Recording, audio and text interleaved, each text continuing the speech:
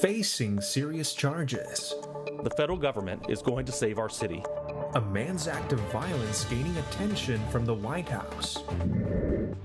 Race to the rescue.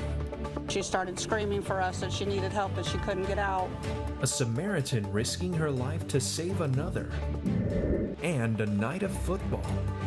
And at the end of the day, I just feel like we were the better team.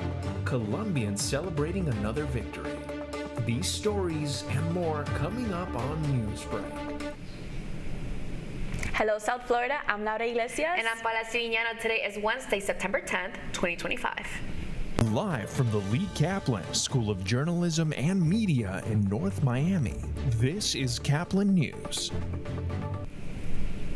A deadly case involving a violent attack is causing outrage, reaching all the way to the White House. New charges are released for the man who attacked 23-year-old Irina Sarutska aboard a train in Charlotte. DeCarlos Brown Jr. was charged federally with one count of committing an act causing death on a mass transportation system. Cheryl Hubbard has the latest on what's being done. Surveillance video shows the attack, which happened last month. 23-year-old Irina Sarutska boards the Blue Line train in Charlotte, North Carolina, and simply takes her seat. The man who is sitting behind her, identified as DeCarlos Brown Jr., attacks her unprovoked. Brown was charged federally with one count of committing an act causing death on a mass transportation system. We built a city that people want to live in, but we can lose that all if we allow violent crime like this to go on in our streets.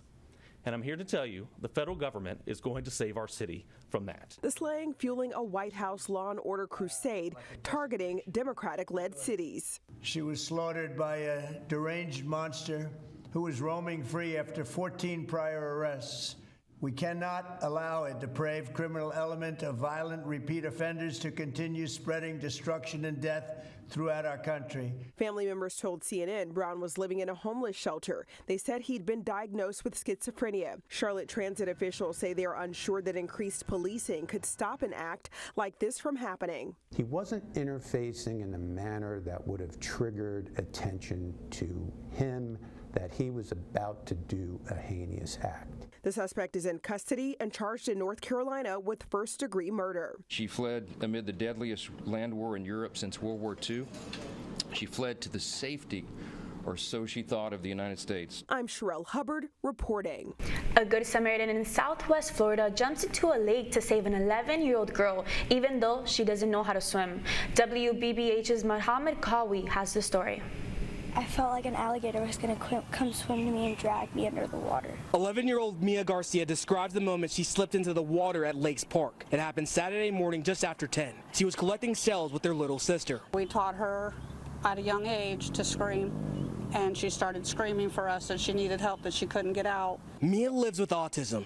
Her grandmother Dawn tells me Mia knows how to swim, but she couldn't get out because it was so slimy. That's when another person heard that scream and jumped into action. When I looked over, I saw her in the water, so I just ran. Bridget Addison was at the pavilion nearby. She says she doesn't know how to swim, but that didn't matter Saturday. I was able to get her and sling her up so she won't be where the slimy part at to get her out the embankment, but I kept falling down, the grandma kept falling down, and that's how I got skinned all up. But she says that's okay, knowing that he helped this little girl live to see another day. I don't care who they are, what color, what their disability, I don't care. If you can do it, go and help somebody. That's my only thing. As for Mia's family, it shows a lot that there are good people out there, and she is one of them. Reporting in Fort Myers, I'm Mohammed Abdul-Kawi, Gulf Coast News. Taxpayers are breathing a sigh of relief this morning after the Supreme Court temporarily allows President Trump to pause billions in foreign aid payments. Chief Justice John Roberts issued an administrative stay, allowing the court more time to review the case before a final ruling. This move puts a hold on a lower court's ruling that the money must be spent by the end of the month. A new scent that is irresistible to coral helps reefs around the world. KFMB's Vanessa Paz has more on this natural reviving chemical. So these are the tanks. Inside a small and temperature-controlled room at UCSD's Scripps Institution of Oceanography. We are increasing the temperature in these tanks. Associate researcher Daniel and his team start their day tending to an unusual nursery. They feed on little tiny particles. Tanks filled with baby coral. It's our approach to enhance the growth. These corals are part of a series of experiments aimed at reviving reefs threatened by warming oceans. Are they looking good? Pollution and disease, the main drivers of coral bleaching. Bleaching is basically a stress response. When coral gets sick, essentially, it loses the main compartment that produces energy. So it's, you can imagine like an engine. And so these are tiny microscopic algae that live inside the animal. And primarily when it gets too hot, those algae are expelled from the tissue. And so then that makes the coral weak and can lead to death. Now, Daniel and his team have a new tool. This liquid, especially because when you shine light on it, becomes jelly. SnapX, a scented gel that can be painted or sprayed onto damaged reefs or even 3D printed attachments like this one, made in their lab. We try to create an environment that the baby coral likes. Coral larvae are picky where they settle. They look for chemical cues from healthy reefs. SnapX uses natural chemicals from crustous coralline algae to mimic those cues. On a degraded reef or an artificial reef, you don't have these chemical signals, or you have less of those, but you might have signals that come from competitive algae that actually deters the coral larvae from settling. So you get an individual animal from the entire colony. In lab and field tests, coral treated with SnapX attracted 20 times more larvae than untreated surfaces.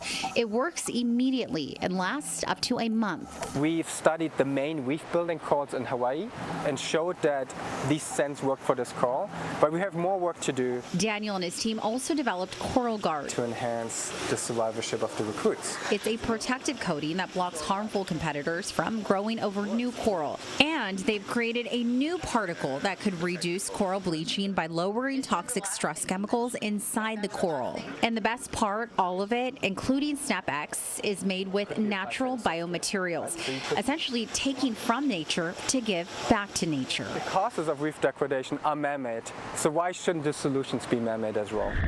For anyone that has been diving on a reef, you know the beauty. There's a high aesthetic value. Coral reefs are hotspots of biodiversity. About 1/4 of all marine life of biodiversity is hosted in coral reefs. And at the same time, they are also a powerhouse in terms of the ecosystem goods and services they provide. That was KFMB's Vanessa Paz reporting. After a failed logo redesign, Cracker Barrel is suspending its restaurant renovations. The Southern-themed restaurant posted on social media Tuesday that the rocking chairs on the porch, fireplaces, and gift shops will not be removed from any more restaurants. The small renovation was only tested at 4 of its 660 locations. The canceled remodel comes after the company's new logo was met with backlash. The Marlins and the Washington Nationals battled at Lone Depot Park. And that's still ahead, and so is the story. Venezuela had a very good chance. They played insanely well. Colombia at the end just resulted better. A fiery game between Venezuela and Colombia leaves soccer fans with World Cup implications on the line. Don't go anywhere. Newsbreak will be back in 2 minutes. Last week, Brandon met a girl on a dating app. One day after work, he finally found the courage to ask her out. No answer. He started to panic. Was he being too pushy? Maybe it was too... Hey, sorry I didn't respond. I was driving.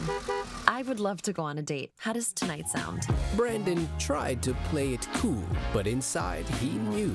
A girl so smart, so responsible. She must be a keeper.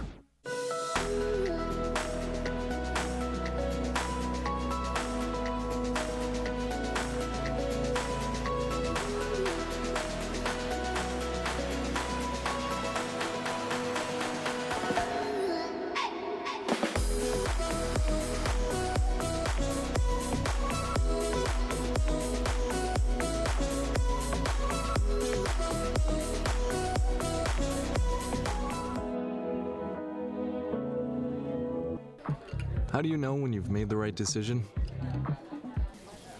It's the feeling you get in your gut. The one that tells you what's right or wrong. It's the one that says, sure, I can have a drink. Or the feeling that says, okay, I've been drinking. Now what? It's the voice inside you that says, I'm buzzed. Better leave the car when it's time to go. Plan ahead. Catch a sober ride. Buzz driving is drunk driving. Every day, millions of people are connecting. And even though we're overcoming obstacles, watching each other's backs, and banding together, we should still make an effort. We should still make an effort to get to know each other on a deeper level. Father, cosplayer, mentor, actor.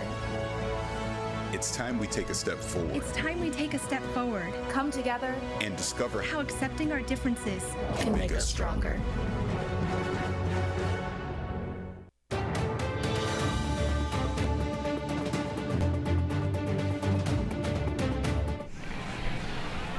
The flags are flying and the crowd is buzzing as Venezuela and Colombia square off on the pitch. A match for the ages, the Venezuelan national soccer team played Colombia for the chance to qualify for the World Cup. It was a thrilling match between the two teams, and Caplin's Julian Lascano was there at a watch party, capturing the excitement and passion from both sides. Right now I'm at the Doral Yard where fans for both Colombia and Venezuela are here to support their teams in this World Cup qualifying match. Will Venezuela achieve their dreams of entering into the World Cup, or Colombia squash their dreams entirely? The much anticipated match between international rivals Colombia and Venezuela has finally arrived. For Venezuela fans, the pressure was on, as this would be their one and only chance to make it to the World Cup tournament. But for the Colombia fans, confidence was the name of the game. At this point, like 2-2. Like yeah, score's gonna be a tie. 3-2, Colombia winning. As the match raged on, you could feel the tension in the air. Venezuela managed to keep an early lead, sparking hope and joy in all of their hearts. But that was soon to change. The second half was completely dominated by the Colombian team, with Luis Suarez scoring 4 goals, including a hat-trick in the second half of the game. Venezuela had a very good chance. They played insanely well. Colombia at the end just resulted better. It's something that we've been working on, something that we've been going very tactically on. And at the end of the day, I just feel like we were the better team, and we played very well. An exciting match for both teams, but Colombia was crowned the winner. Venezuela will unfortunately go out this year without entering the World Cup, and Bolivia will instead replace them as the 7th seed in this World Cup qualifier. Reporting for Caplin News, I'm Julian Lascano. The Miami Marlins allowed the Washington Nationals to tie their series in Game 2.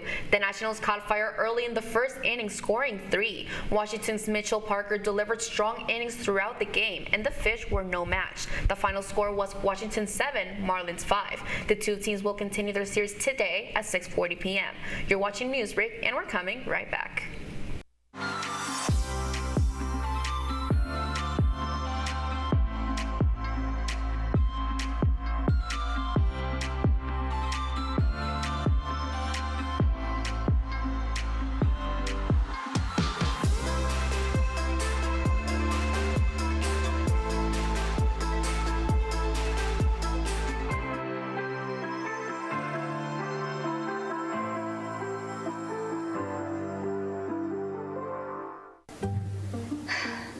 Really use a new tablet. I just don't have the money. Let me ask you something. Do you have a Pell Grant? Yes. You do know you can get a free tablet, right? Did you say free? Yeah, free. It's simple. And the application is done in the store. I could really use a tablet. Get one. Another satisfied customer. Stop by Panthertech in the Graham Center at FIU MMC today to speak with one of our associates to get your free tablet. Type 2 diabetes can have a big impact on your life. But how can it be prevented? Well, the first step is knowing if you have something called prediabetes. Take the 1-minute risk test today at doihaveprediabetes.org.